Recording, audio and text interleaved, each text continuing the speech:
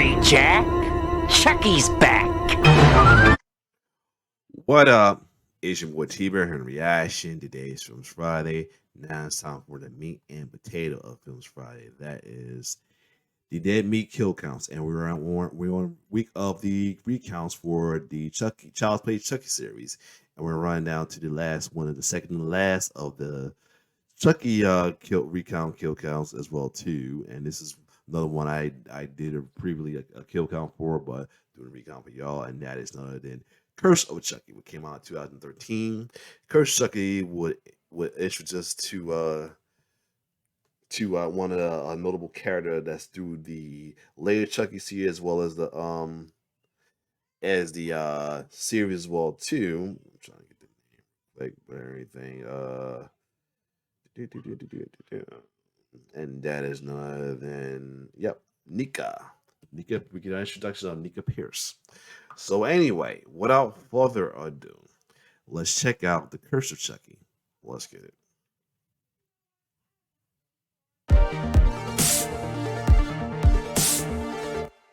Welcome to the Kill Count, where we tally up the victims in all our favorite horror movies. I'm James A. Janice, and today we're looking at Curse of Chucky, released direct-to-video in 2013. That's right, direct-to-video. How did that happen? Well, honestly, I think what happened was that Seed of Chucky didn't do very well. So it's probably really on me. Seed of Chucky's comedic detour was, by most accounts, a disaster. It was trashed by fans and critics alike, and made half as much at the box office as Bride. Still, I think it's insulting that Curse of Chucky didn't get a theatrical release, especially because it's so good. And yeah, maybe Seed wasn't, but neither was Curse of Michael Myers, Freddy's Dead, or Jason Goes to Hell. But those guys kept getting big screen sequels, probably because the studios could try again with new filmmakers. After a disappointment like Seed, most writer-directors would be removed from a franchise. But Chucky producer David Kirshner stayed loyal to Don Mancini and kept him on board. I'm guessing that's why Curse was downgraded to the home video studio Universal 1440. I'm sure they would have preferred replacing Mancini with someone they could easier push around. Mancini was just happy to have another chance, and he definitely made the most of it. Knowing that fans wanted to see a scary Chucky again, he returned the killer doll to its horror roots. For a time, he and Kirshner briefly considered remaking the first movie, but MGM still had the rights to the OG Child's Play, and besides, doing something the same again has never been Mancini's style. And I never wanted to be so repetitive that you just know the story before you even sit down in the theater. In addition to its small screen release, Curse was given the smallest budget of the series. For reference, the original Child's Play budget was $9 million. Parts 2 and 3 and Seed were given $12 to $13 million, and the popular Bride was made with a budget of $25 million. Damn. Curse, on the other hand, $5 million. That's a huge downgrade, especially since those animatronics ain't cheap. Mancini's response was to adapt and spend wisely, and make Curse as an old dark house film, a subgenre of gothic haunted house movies inspired by James Whale's 1932 film of the same name. And it was concentrating all of our resources in this one location so that we were just in the studio all the time, and that really helped us make the most of that limited budget and schedule. Inside the house are a bunch of mostly selfish characters who scheme and plot against each other for financial and personal gain. It creates a powder keg with a red-headed doll for a fuse. I think the cast is phenomenal, with everyone understanding their characters and the movie's tone perfectly. They also all had very positive things to say about each other. He's working on a lot of different cylinders. There's a lot of stuff firing off. She gives so much in a scene. She's just very professional. She's committed. She's focused on what she's doing. I had the time of my life. Goes to show how friendly Mancini's set was. He was much more comfortable making Curse than Seed, which was out of his comfort zone. Curse of Chucky was intended to work for new viewers of the series, even while including many of its tropes. Hi, I'm Chucky, and I'm your friend till the end. Of course. That one's a classic. It's almost like a proto-requel. It's not really a proto-requel. since it definitely doesn't erase the other sequels, but it puts them aside temporarily in order to establish new characters. It's a tonal reboot at the very least, scaling back its zaniness and returning to pure horror. The kills are less stylized than those in Bride and Seed, and are meant to be more realistic for a doll to have accomplished. But don't worry, sick fucks, the blood isn't lacking. This may have the most gore of the franchise so far. Can Chucky muster up some theatrical kills in his first home video appearance? Let's find out and get to them. The movie begins with a delivery truck on its way to a spooky house. The owner of Booger of Father, sorry if it comes out a little choppy here and there. I'm like saying we're going to the laptop and everything. And give me you know, I'm doing the best I can just to keep the show going though. So some parts come out a little choppy as well too. I just want to give you a heads up. Of this creepy abode is wine mom Sarah. I think I'm gonna do this. Give me a sec. I'm gonna turn down the HD. Okay, I'm back. So I turned out to 720. Hopefully that might help a little bit too. Pierce, who lives there with Nika, her paraplegic daughter. Orphan Black's Jordan Gavaris delivers them a package from an unknown sender. The characters are clueless to its contents, but we know that box is good guy sized. Sure enough, inside is Chucky, rocking a slightly new appearance, but one that's closer to his classic look. He's also rocking some classic lines. Hi, I'm Chucky. Wanna play? Sarah don't want to play, so she chucks that good guy in the garbage. That night, Nika's awakened by her mother screaming and searches the house in a nightgown inspired by Amy Irving's and Brian De Palma's The Fury. She finds a deep red pool of blood that leads to her mother's body, which we see in silhouette as Nika calls 911. We'll see later, Sarah was stabbed by Chucky with a pair of oversized scissors. The camera pulls back a little further to reveal a seated Chucky and a title, wait for it, card. Sarah's apparent suicide brings around Nika's type A older sister, Barb. Would you do that for me? You got the wrong doll, Nika. Barb is played by Danielle Basutti, who horror fans may recognize as the woman in white from Insidious 2. Okay. She's also a sort of legacy member of the Chucky family. Her uncle was a producer on the first film, and her dad did set dressing on part 3. She remembers meeting Don Mancini as a teenager on part 3's Carnival set. Of course, the real legacy casting here is with Nika, played by Brad Dourif's daughter, Fiona. She had originally auditioned for Barb, but Mancini decided to give her the starring role. Fiona was excited to get it, since the franchise had always been important to her. He's been a part of my identity my whole life. The fact that I'm the seat of Chucky was the coolest thing about dating me in high school, period. You know, and I like capitalized on it. She was also pumped to work with her dad. It was really cool shooting this movie with my dad. Brad, in turn, couldn't have been more proud of his daughter. The big difference is that my daughter's playing the lead in this. Yeah.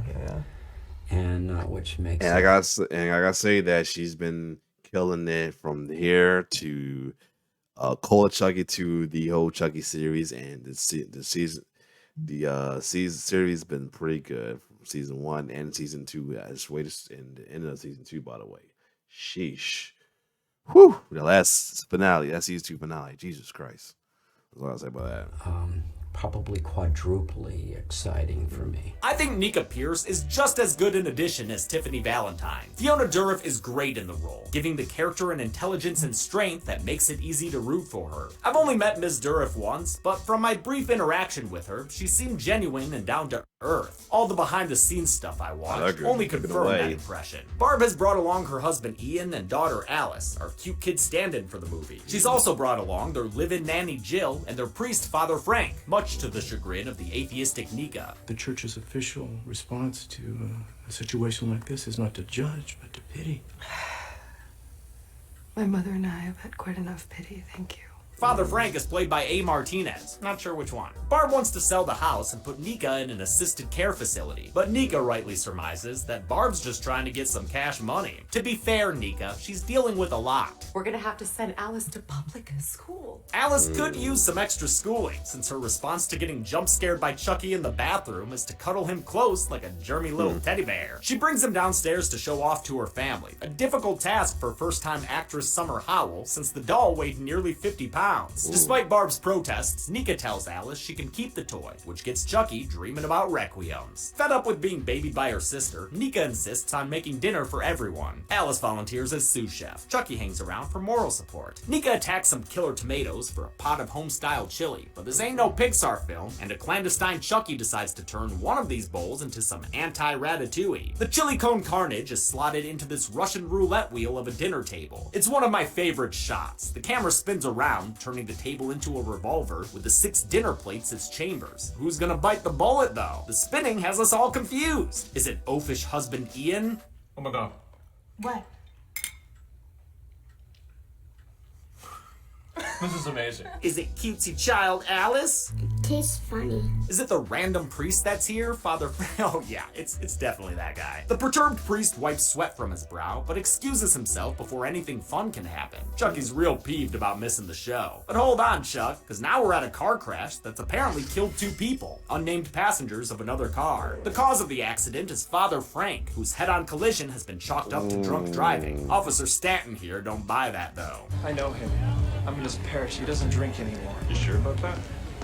He's my sponsor. He finds Frank pinned by his neck and demands they try to pull him out. Big mistake. Huge, since that metal was the only thing holding him together. Guess that makes this a head-off collision. I love that the movie fakes you out, suggesting that Father Frank will die of poison off screen. It'd be such a lame kill to kick off the carnage, and Mancini knows that, which is why he had the poisoning lead to this gnarly car crash instead. Key makeup artist Douglas Morrow built a rig that would spray blood out around A. Martinez's neck. Then they fabricated an absolutely amazing fake head. Seriously, that thing is impressive. Looks just like him. It's a pretty trippy thing. Back at the house, the adults watch some old home movies from when Sarah was pregnant with Nico. There's a sinister presence in this reel, but it ain't Bagul. It's Charles Ray. Ooh, with the Hawaiian shirt. Aloha, my brother. Before we can unravel that plot thread, Alice runs in and says Chucky's gone AWOL for a game of hide and seek. Barb dispatches Jill to find the doll while Alice gets ready for bed. The nanny looks around for Chucky, but only finds dolls in the suitcase and dolls in the closet. Damn, this house is dripping with dolls. Dripping with something else too, turns out, because Barb and Jill are having an affair. It's revealed in the kitchen when they start Nanny McFeeling each other up. The first act has several shots suggesting that Father Ian is having an affair with Jill, but Mancini subverts expectations with a sapphic twist, giving the infidelity arc to Barb instead. At least Ian gets a couch potato pal. Nika finds Chucky sitting next to him and offers to return the toy to Alice. An extended overhead shot does a great job showing off Fiona Dourif's adeptness with the wheelchair. It comes from a previous role she had as a paraplegic in After the Fall. For that Hallmark movie, she trained to the point where she was wheeling around malls by herself. Mancini said it was a big part of casting her, since he was so impressed by her handling. After taking the elevator to the 2nd floor, Nika gives the doll back to Alice. Instead of thanking her, Barb implies Nika shouldn't be living in this house by herself, not only due to her use of a wheelchair, but also because of a heart condition she has that can be triggered by stress. Hope Nika's not afraid of storms then, like Alice is. The thunderbolts and lightning are very, very frightening, but she finds no comfort in the devil put inside her sheets. Chucky, I'm scared. You fucking should be.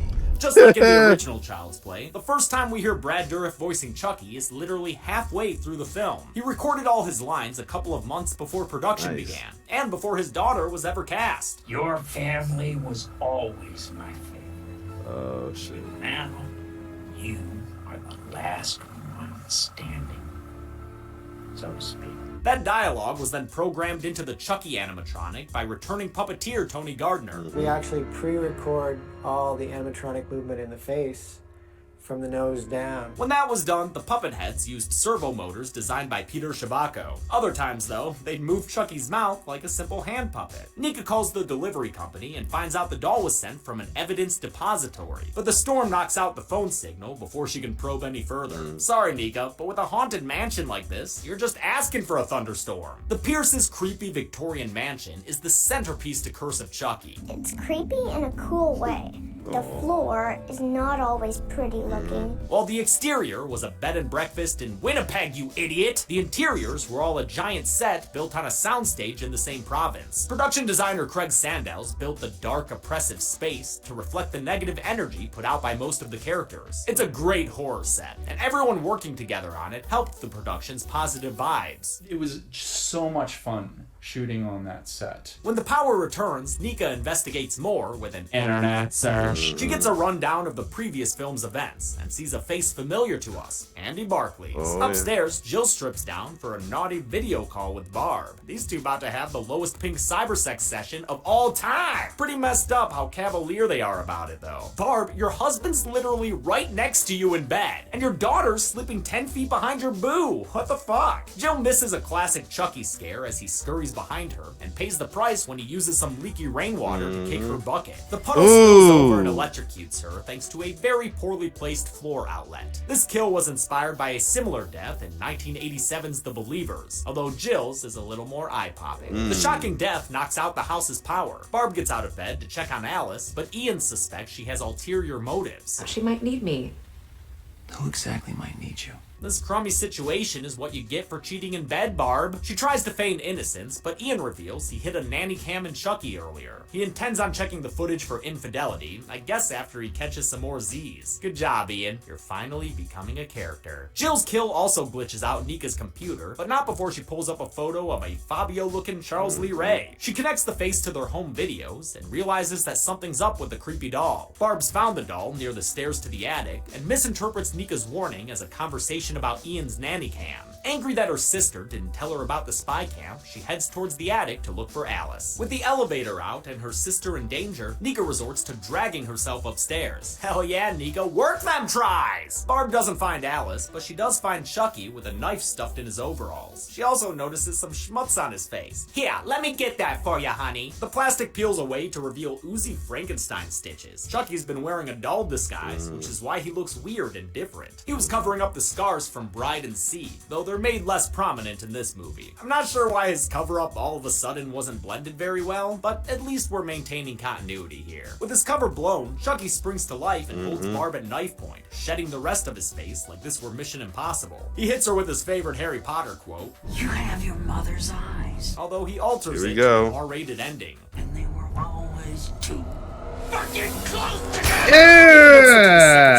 Just in time to see a bloody eyeball bounce down the stairs. It's a slasher twist on the famous shot from The Changeling, which is probably referenced as much as the Shining axe attack. Barb's stunt double staggers into frame, then tumbles down into Nika, revealing that she's dead, with a facial injury that looks like a real eyesore. For this kill, another fake head was created that they could use for close-ups of the eye stabbing. This head is fine, but I think they got the fake eyeball's iris color wrong. We see a crystal blue eye roll down the stairs, whereas Danielle Basutti has green eyes. In any case, the prosthetic they put over Basuti's face looks solid. I'm sure it was uncomfortable to wear, but it really looks like her eye is missing. The Tickle Me Terror reveals himself to Nika and descends the stairs in the only shot of the movie that uses a fully CG Chucky. Now Nika knows this doll is alive, and he's honking threats at her like a goose. Stuffed on the eye. Nika wheels her way into Ian's room and wakes him up. He quickly takes stock of the situation and decides to get the fuck out of there. He slow-mo carries Nika down the staircase as the awesome score plays, done by OG Evil Dead composer Joseph Loduca. Ian gets Nika back into her chair and wheels her to the garage, narrowly missing a peekaboo playmate around the corner. Ian runs off to find Alice, giving Chucky a chance to sneak in for a Paranormal Activity 4 attack. He revs the family car till it turns Christine crimson, filling the room with carbon monoxide. Nika ain't looking to end her life at Midsummer, so she attacks the good guy with a nearby hatchet. Ian walks in on her, screaming at a seemingly inanimate doll, and her manic behavior causes him to blame her for all the death. Oh my god. Nika, what have you done?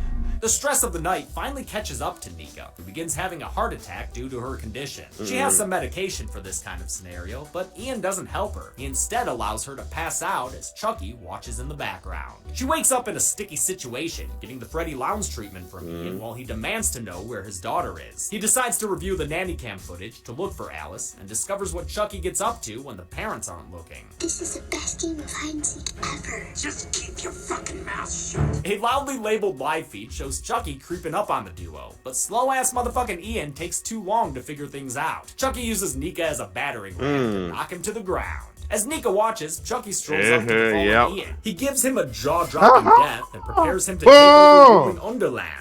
God, that exposed is seriously nasty stuff. Actor Brendan Elliott had to get his head life cast for this, and as someone who recently went through the process, it's not comfortable, I tell you what. Worth it for another great fake head though, with a disgusting missing jaw. Chucky tries to give the same treatment to Nika, but she takes the hit with her leg like a badass. This of course was done with a prosthetic leg, which was easily hidden beneath Fiona's clothes. Chucky can't pull the sword from the bone, but Nika of the Round Table is more than worthy, so she bats that boy away and lops his head off like like he were the Green Knight. That might have been enough to put him down in seed, but this Chucky's back to his classic resilient self. While Nika catches her breath, Chucky sits up like Mattel Myers and tops himself back off. Mattel then Myers. grabs Nika's wheelchair and runs her off the second floor in an homage to Maggie's death from the original. This dreamlike fall, beautifully captured in slow motion, was a practical stunt performed under stunt coordinator Rick Skeen. The stunt performer was Kristen Sawatsky, who doubled for Fiona Dourif and Danielle Bisutti. Sawatsky came from a dance background, giving her the knowledge of how to move her body through space. During this two-story fall, they kept the wheelchair on a tether to make sure it wouldn't land on her. Chucky makes his way down to the injured Nika in an awesome two-story crane shot. Having Chucky lay low for so long did wonders for Mancini's direction. In Seed, the dolls were front and focal for most of the film, and because they were complicated animatronics, all the shots had to be designed around their limitations. With Chucky back in the shadows, Mancini gets to flex his skills and move the camera around more, emulating his filmmaking heroes like Bava, Argento, and De Palma. In this staircase shot, Chucky's played by Debbie Lee Carrington, who doubled Tiffany in Bride and had a scene as herself in Seed, although it was ultimately cut. She seemed to really enjoy the experience. Nice. Once you put the head on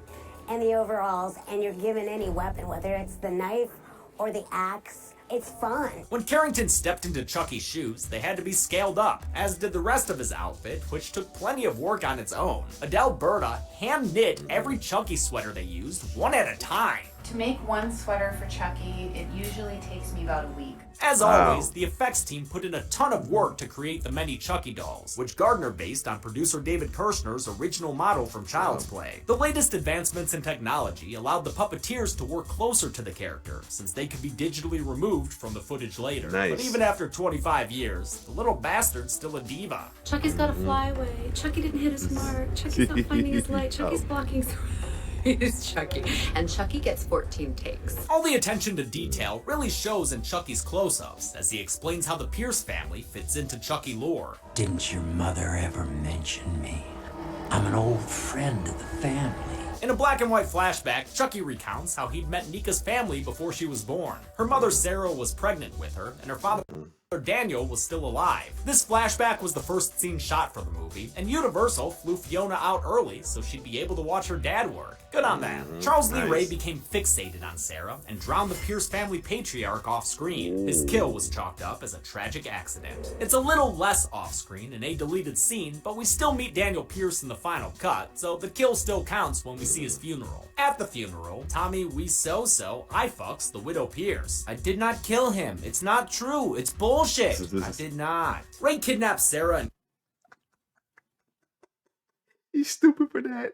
I'm mad he's stupid for that. kept her captive for who knows how long in a trashy basement. At least he brought her floral arrangements, imported straight from Sin City. We've seen those yellow flowers in Sarah's art throughout the film, so clearly she was forever haunted by this experience. Charles Lee Ray is once again played by Brad Dourif, now 25 years older than the character was when he died. They do their best to de-age him, mostly through the hair, but the man has obviously aged quite a bit. Doesn't matter to me though, I just like seeing him on screen again. Interestingly, this was the first time Dourif and Mancini were on a set together. Mancini wasn't on set for the original film due to a writer's strike, and that was the only time Dourif had an on-camera role until this movie. All their work together on the sequels had been in the recording booth. Being on set gave Dourif another first experience too. Today will be the first time I've ever seen Chucky in the plastic version work.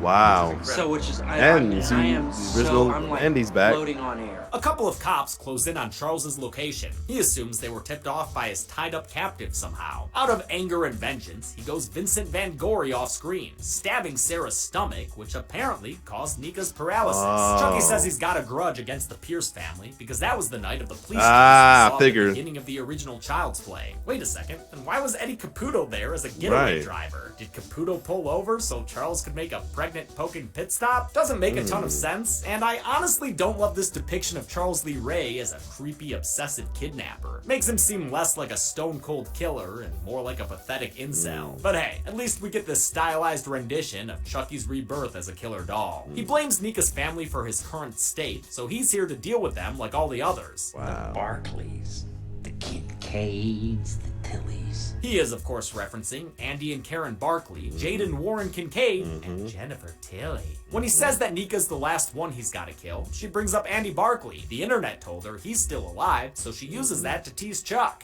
You know, it's called completion anxiety.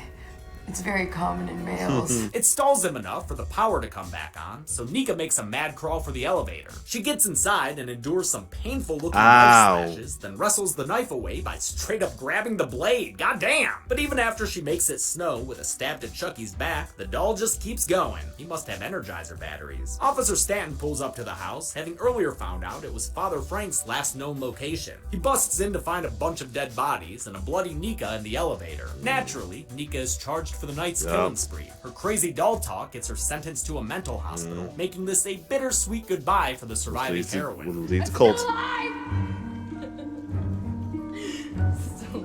Yeah, Stanton, and she's innocent, so you sit there and Brian to ponder your actions. In a scene meant to evoke the Bailey scene from Bride of Chucky, in both content and color correction, Officer Stanton sneaks the doll out to his squad car in an evidence bag. Dude can't even come up with his own dialogue. Hey, it's me. I'm on my way.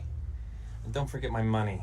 Hey, I'm on my way, and don't forget my money. Stanton cribs Bailey's death, too, since Jennifer Tilly makes a surprise appearance to slit his throat with her nail file. Same kill, but with a major gore. The effects artists aren't like these cops. They never learn. This was a real simple, tried-and-true classic makeup trick. Actor Adam Hertig wore a pre-slit neck prosthetic that would open when he tilted his head back. Then a bladder would pump blood through the tubes flowing. Lots of blood. Lots and lots of blood. Tiffany packs up the pint-sized psycho and ships him off to Alice, who's living with her grandma now. The newly delivered Dolly wastes no time getting reacquainted with his old playmate. It's time to play. Hide and seek? Hide the soul. Chucky's actually chatting on a split screen here, since Summer Howell was too scared of his stitched up look to act in the same room as him. As he starts up his voodoo chant for the umpteenth time this franchise, we pan away for an out-of-place jump scare. It's Alice's packaged up grandma, this movie's final kill. Don't leave yet though, because Curse has a Return of the King number of endings. The last is this post-credit sequence that sees another toddler-sized package delivered. The surprise recipient is none other than Andy Barkley, played by a 32-year-old Alex Vincent, reprising the role for the first time since Child's Play 2. We get some expositional Easter eggs as he talks to his mom on the phone and asks about Detective Norris. How's Mike doing? We also see photos of his foster sister Kyle and his degree from graduating Kent Academy. Would have pegged him for a dropout. Chucky carves his way out of the package, intent on causing more mischief for Andy. But the movie ends with the comeback kid wised up to his games. Play with this. Andy! Chucky doesn't go on the He was ready. You'll see why next movie. But don't worry, there were plenty of other bodies to bag. Just how many? Let's find out at the numbers. What? Oh, no. Hey, sorry. No, don't have time for this. Don't have time for a flashback that'll reveal backstory that doesn't really make a lot. 10 people died in Curse of Chucky, with the victims consisting of 6 men and 4 women. I want to check that pie chart for rat poison. I'll give Chucky credit for the car crash, meaning he added 9 to his running total. 3 were done with bladed weapons, Jill got electrocuted, I'll put the rat poison car crash under miscellaneous, and I'll include Daniel's drowning with Grandma's asphyxiation. Tiffany popped up at the end to give herself 1 more kill, another throat slit, so they've got these totals going now. Oh no, we're done with Glenn/Glenda for now. We can bring him back if we ever need to. The kills in Curse slipped a bit, numbers-wise, but still stayed in double digits. And with a runtime of 95 minutes, that left us with a kill on average every 9.5 minutes. I'll give the Golden Chainsaw for coolest kill to Father Frank. It's constructed in such an interesting way and does not skimp on the blood. Plus, you know me, I'm always a sucker for decapitations. Dull Machete for lamest kill will go to Daniel Pierce, whose kill Chucky couldn't bother to complete on screen. And Champion Chuckle for funniest part has fewer options since this movie's more serious in tone. But I always love when Chucky has no patience around little kids. This is the best game of hide and seek ever. Just keep your fucking mouth shut. And that's it. Curse of Chucky came out in 2013 and revitalized the franchise. They got a scare zone at Halloween Horror Nights, another sequel, and eventually the TV series on Sci-Fi. We'll be looking at those next, but until then, I'm James A. Janice. This has been the Kill Count. On the next Kill Count. Is everyone around you insufferable? Fuck you! Do you wish they would all just die already? I just can't with this guy. Do you love Jennifer Tilly? That's so sweet. Then you should consider joining the cult of Chucky. Welcome to the cult, pal. Thanks, you guys are the best. Benefits include an all-expense-paid stay at a blindingly white mental institution. I don't know about that. You'll also get the chance to reconnect with old friends, like the cereal-loving Andy Barkley. Guess it's just me and you again tonight, pal. The cult of Chucky lifestyle is one of balance. You'll be able to find the humor in life, Give me a hit off that, will you? but also remember the horrors. If this sounds like the change you need in your life, it would behoove you to watch Cult of Chucky this week. Hooves, listen to you. You sound like Hannibal Lecter. Then on Friday, join Chucky, and Chucky for the Kill Count Recount, only on Dead Meat. Let's watch it again. That one just never gets old. Cult of Chucky can currently be watched on the pictured streaming platforms. Debbie always recommends you watch the movie for yourself before its kill count. It's the only way to have your own properly informed opinion. Kill counts are never meant to Alright, I'm gonna stop it right here. Because a lot of freezing happens. I do apologize. Like I said, I'm working with my lights laptop, I guess. It's not doing well with OBS. A lot of freezing will happen during the video. I do apologize at the end. I had to, the point that I had to reshoot the last part again. So other than that, either way, hopefully you still like my reaction. Next week we'll react to the polls. Hopefully I'll be back with my laptop. Will not be a new laptop. But either way, it's your boy T-Bear signing off. One love.